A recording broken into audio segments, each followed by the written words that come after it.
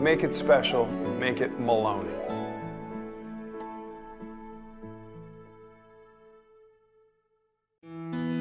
This segment of the Port Jeff Pulse is brought to you by Holistic Body for You, health coaching by Karen Sullivan.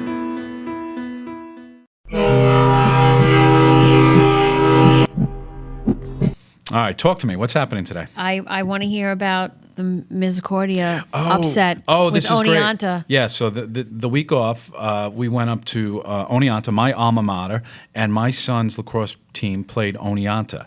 And I didn't know what the outcome was going to be because it's the first time it's ever happened. And so Misericordia out of Dallas, Pennsylvania, my son's team played Oneonta lacrosse. And my friend Marty Callahan from Miller Place was up there. So he converged. I had already been up there because I did, as you know, a college tour for my youngest son. What a great game. What a great game. First of all, they called it from 1 o'clock back to 11:30 because they wanted to escape the thunder and lightning. And we did. We escaped every bit of it. But look, I'll just give you the conclusion. The conclusion is Misericordia won in overtime, 9-8. I was just going to say, and what was the score? Yeah, 9-8. 9-8. How many minutes were left on the clock to score that last goal?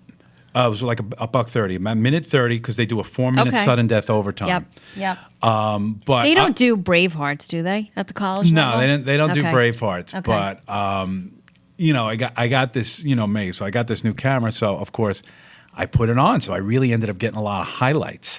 And I shared it with my son, and he goes, I'm going to send it to coach. The coach loved that he put it up, so it's up there. What position does he play? He plays midfield, but more defensive midfield this year. Okay. And but the thing is that I want to say is the Oneonta team was really like a little dirty, a little taunting. I hate that. Yeah, a little taunting. Well, like things like, we're the real Long Island team, because literally 95% of the Oneonta team is Long Island. Oh, are you? I didn't know that. There was a fight at the end. Oh. What's the matter with their panties? It was rough. It was were their rough. Panties all ruffled that they lost, that they were losing? They were winning the entire game. Oh, they were. They were 1 to 3 points ahead the entire game. We pulled it together. We won, and we shut them up and shut them down. All right. Well, that's how we it, had our tailgate after. Good. So my brother up there was awesome. Well, congratulations, and your son deserves it, and that school deserves it. Yeah, it was very good. It's always about who wants it more. Yep, I didn't see a single lacrosse game while I was there in Oneonta, so there it is. Well, college. I didn't even know if we had lacrosse back then. I think we did. We've always been a big soccer school. Okay.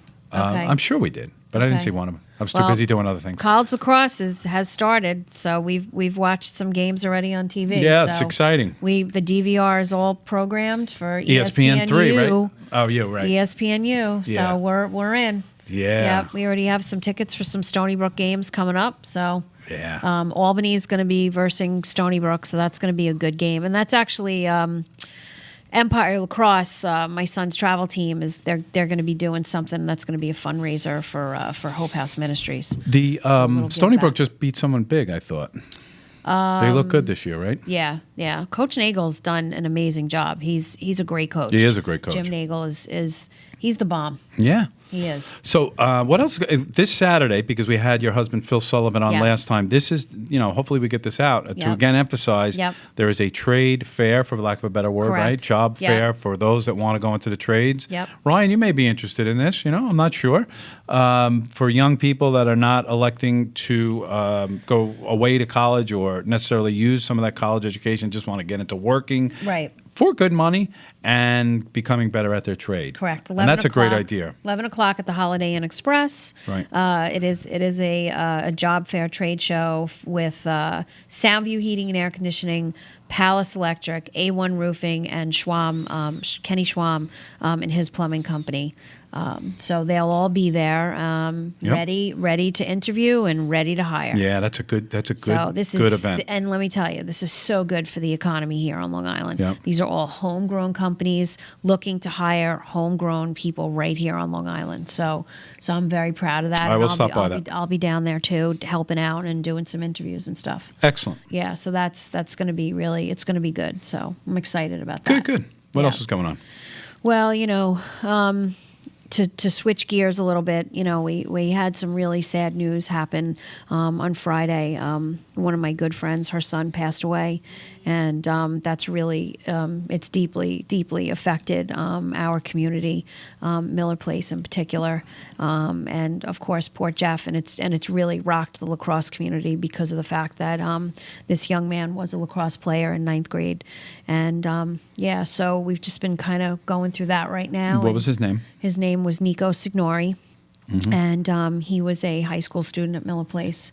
So we are really praying for the family and trying to help them and support them in any way. Right now, there is a GoFundMe that is out there if anyone wants to contribute. And listen, no dollars is too big, too small, anything that anybody can do because, they got some big expenses. So what happened was on Friday, right around 4:30. Yep, on Friday. The unfortunate accident that he was hit by a motor vehicle. Yes. Crossing 25A. Correct. Yeah, and him and his friends were there, and they were on their bicycles. They were in the crosswalk, so they were in the right spot. But yeah, it was just a very, very. It's tragic. It's tragic. It's tragic because I have kids that age. It's unthinkable, honestly. Yeah. So my condolences go to the family. There's no secret that particular intersection. Oh, it's nasty. And I know I was talking to a mom last night who lives in Miller Place, and I know her from Lacrosse. The Civic Association there had a meeting last night. I think she had said at the library to discuss that intersection. There was another young man that was killed there, I think about 2 years ago. I think he was 16. I don't think he was riding a bicycle, so don't quote me. I don't know all the details, but he was also killed at that same intersection. Was it within 18 months is what I was told? So Senator Lavalle's office sent a strong letter to the governor's office to do a study of that intersection, at least do a study. I had also heard, or we had heard from Stephen Ruth, who's been a proponent of red light cameras. Okay. He's maintaining that, and I'll just summarize it by saying that the lights at the very least are confusing. Okay. Arrows, green arrows, the timing. Okay. I'm sure this will all come out in a wash. It doesn't stop an unfortunate accident. No. Accidents will happen. But it's just a really bad intersection. It's scary. It is. But, on the flip side, I think adjustments definitely, we have to do something about the red light cameras. We need to make an adjustment to that whole system. But on the flip side, though, if those cameras were not there, the authorities would not have been able to view. So I'm grateful in this instance. I am grateful that those cameras were there because at least it gave the authorities a vantage point to view what happened, prior to this tragic incident. Do I think that those cameras need to be adjusted? Absolutely, because the red light cameras, that whole situation is just it's a mess. Yeah, we're not even. Cameras is one part of it, but we're talking about the timing of which the lights go on, and somewhat confusion in left lane turning. Yeah, is what's happening. Right now, of course, again, nobody knows the whole story, but also there's a whole other subject of distracted driving too. Yeah.